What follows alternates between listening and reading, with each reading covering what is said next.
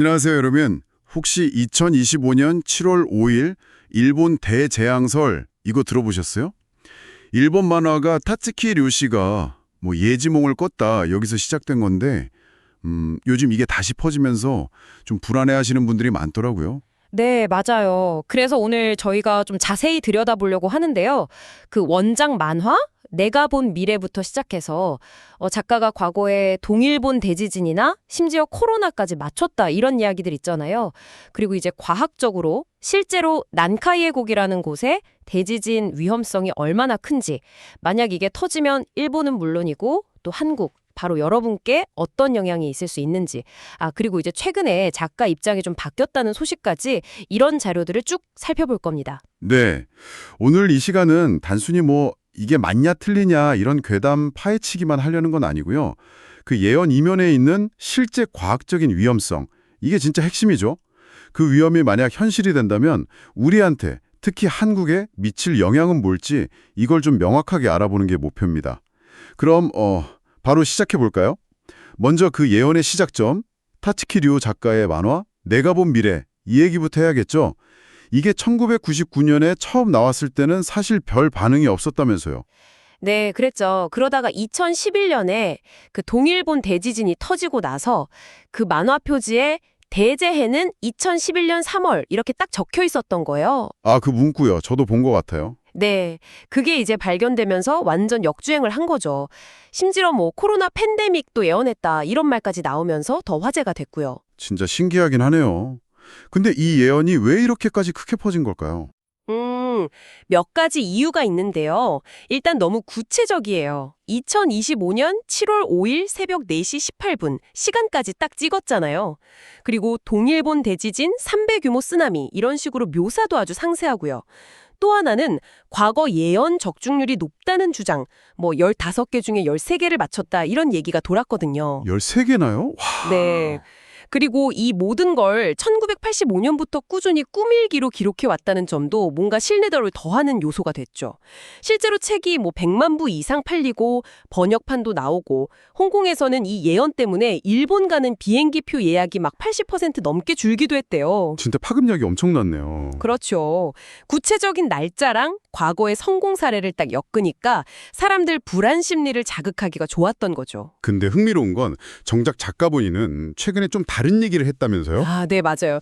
새 책에서 밝혔는데 그 7월 5일이라는 특정 날짜는 사실 과거 경험을 바탕으로 한 자기 추측일 뿐이다.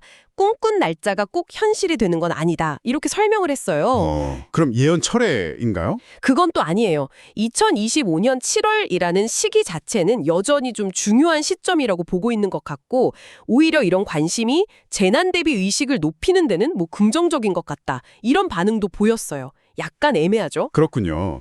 날짜는 빗나갈 수 있지만 그 시기의 위험성은 여전하다는 거네요. 네. 그래서 이제 예언 이야기는 잠시 접어두고 진짜 과학적인 위험 요소를 봐야 합니다. 바로 난카이 해곡 대지진이에요. 난카이 해곡이요? 자주 들어본 곳 같은데 정확히 어떤 곳인가요? 일본 시즈오카현 앞바다에서 저기 규슈 남쪽까지 길게 이어진 아주 깊은 해조 협곡인데요. 지질학적으로 보면 필리핀 해판이 유라시아판 밑으로 이렇게 파고드는 경계지역, 섭입대라고 하죠. 바로 이 지역에서 과거에 100년에서 150년 정도 주기로 규모 8에서 9에 달하는 초거대 지진이 계속 반복되어 왔어요.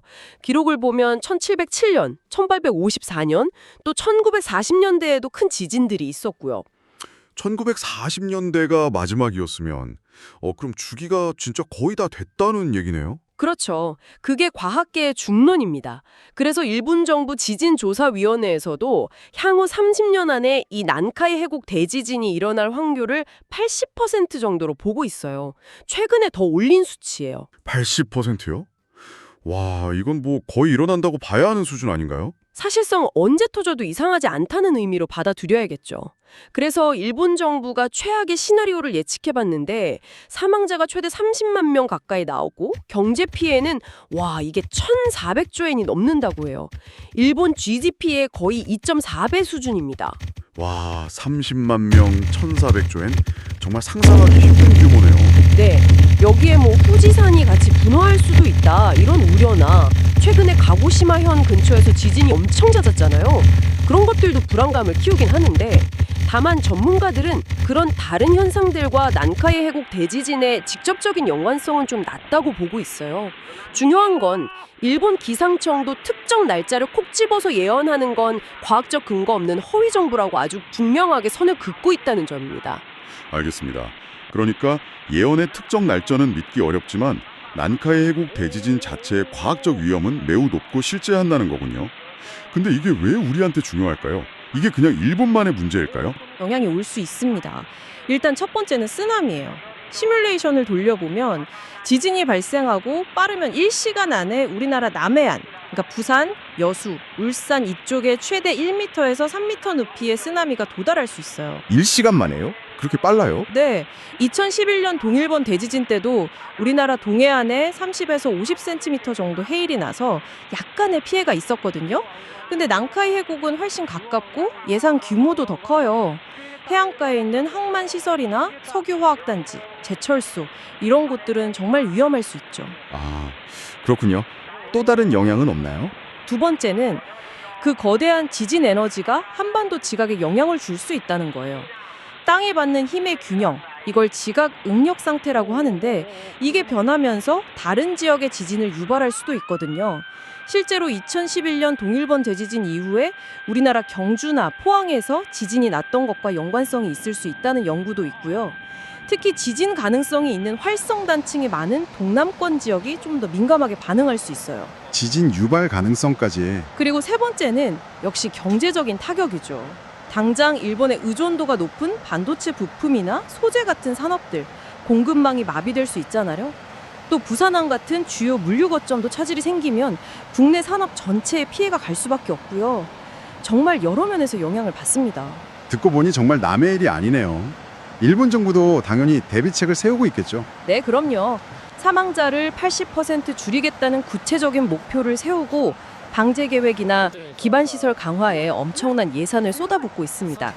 근데 더 중요한 건 막연하게 예언 날짜만 기다리면서 불안해할 게 아니라 이런 과학적인 사실에 근거해서 현실적인 대비를 하는 거예요. 한국 정부도 물론 조기경보 시스템이나 대피 훈련 같은 걸 하고 있지만 결국 가장 중요한 건 우리 각자의 준비입니다. 개개인의 준비. 구체적으로 어떤 걸 해야 할까요? 일단 가장 기본적인 건 비상 연락망을 미리 확인하고 가족들과 혹시 모를 상황에 어떻게 할지 대피 계획을 정해두는 거예요. 그리고 최소 3일 정도 버틸 수 있는 물, 비상식량, 손전등, 라디오, 구급약품 같은 걸 넣은 생존 배낭 이거 하나쯤은 꼭 준비해 두시는 게 좋고요. 생존 배낭요? 네네.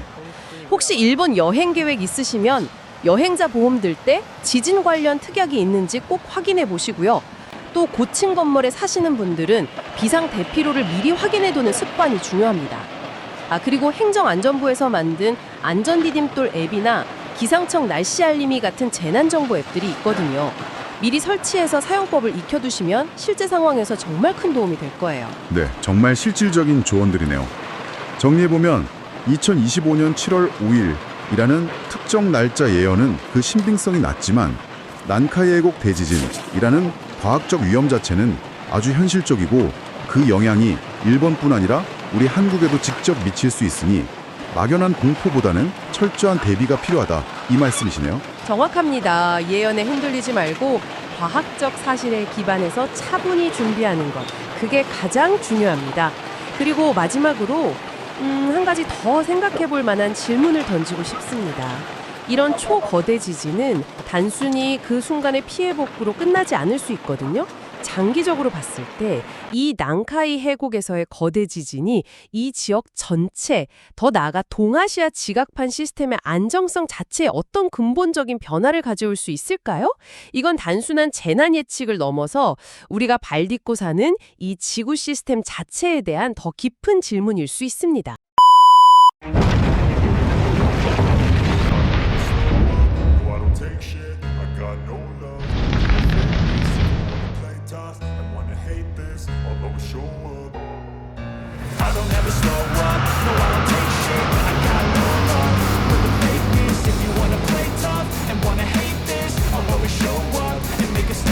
I don't ever slow up, no I don't take shit, I got no love